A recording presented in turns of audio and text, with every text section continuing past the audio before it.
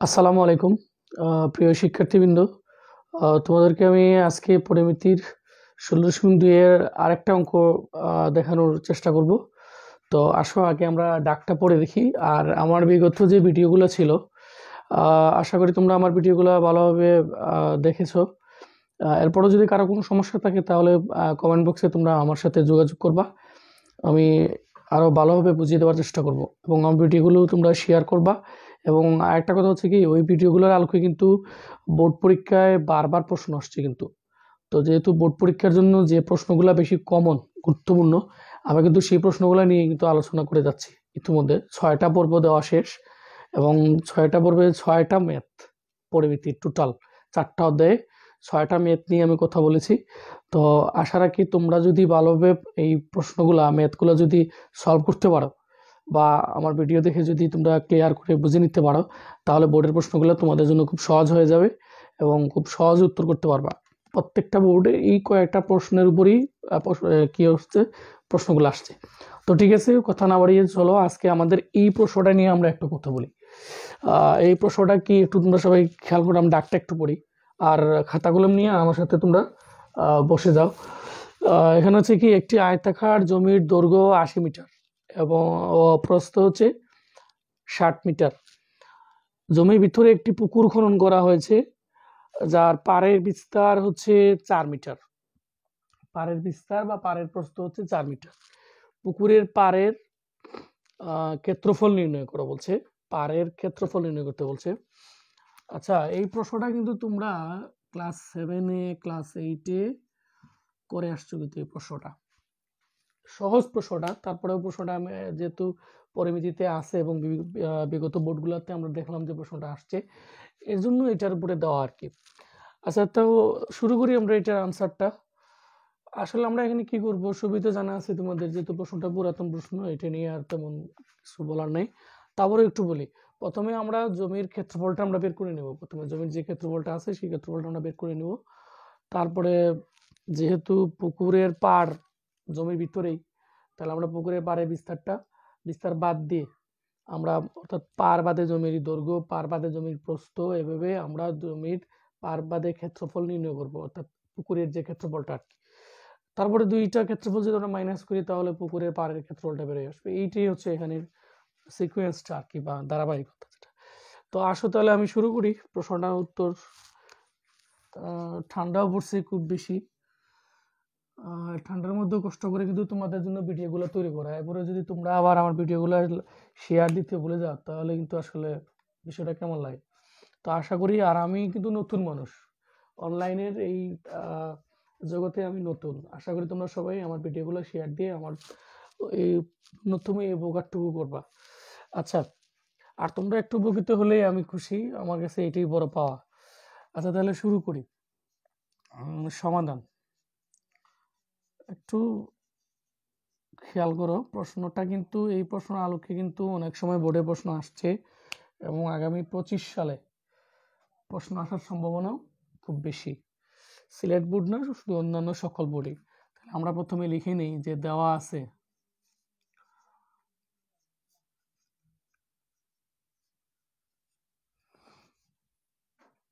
আয়তাকার জমির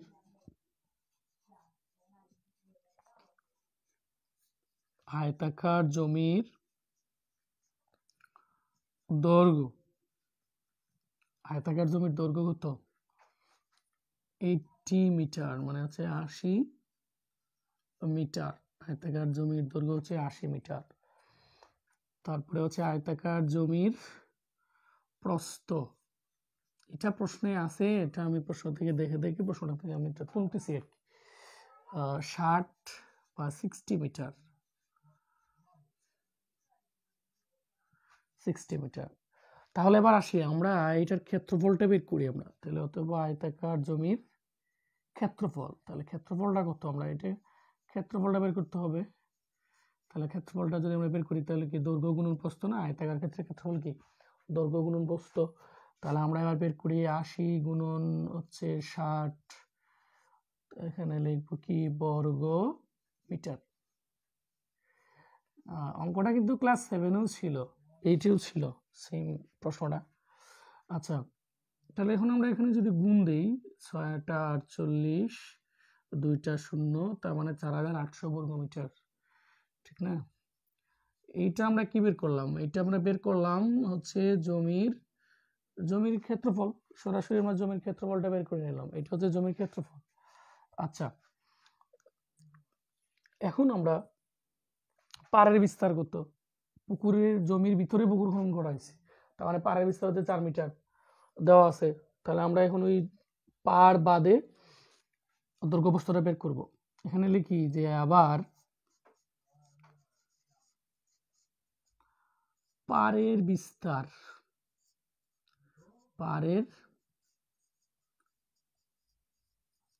বিস্তার সমান 4 মিটার। তো পাড়ের বিস্তার যদি 4 মিটার হয় তাহলে দেখো অতএব পাড় বাদে জমির পুকুরের, আর কি আমরা পুকুরের লিখবো, জমির না, পাড় বাদে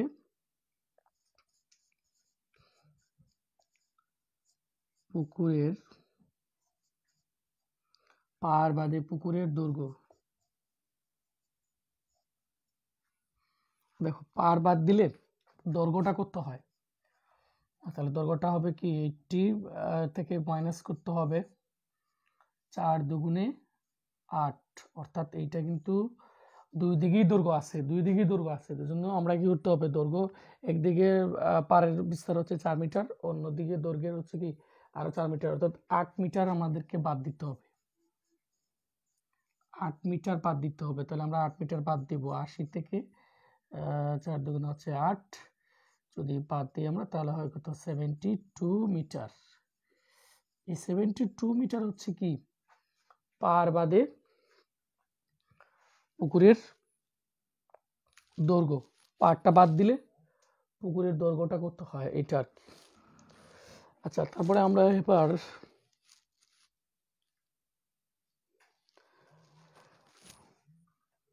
এবার উপরেরটা মুছবো, এটা মুছে তারপরে উপরে লিখবো। আমি এটা মুছে দিচ্ছি, এটা খুবই সহজ, এখানে কোনো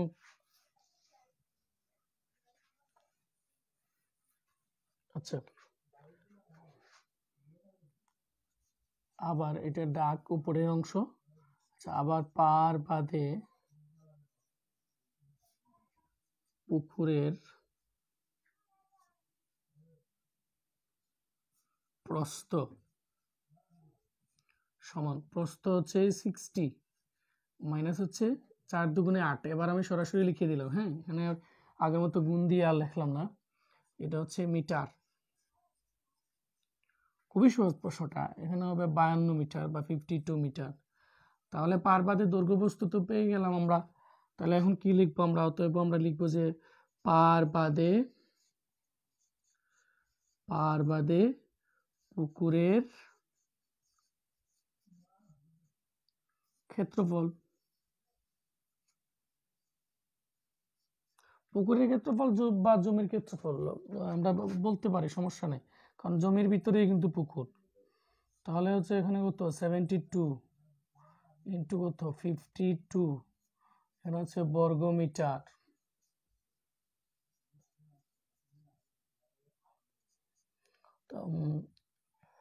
তো যদি আমরা এটা গুণ দিই তাহলে 3744 হয়, 3744 বর্গ মিটার হবে।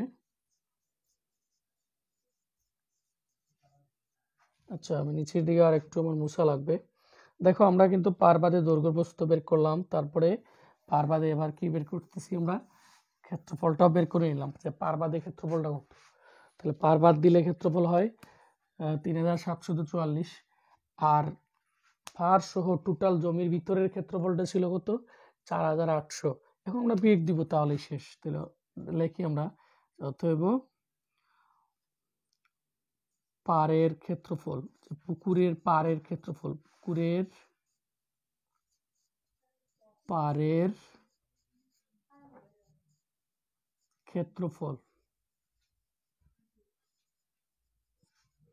সমান 4800 -3744, ঠিক আছে। এখানে হবে বর্গমিটার, বর্গমিটার একদম সহজ অঙ্কটা আগের করা, অনেকবার তোমরা করে আসছো এগুলা। তাহলে এটা মাইনাস করলে হবে 1056 বর্গ মিটার। এই হচ্ছে আমাদের উত্তর।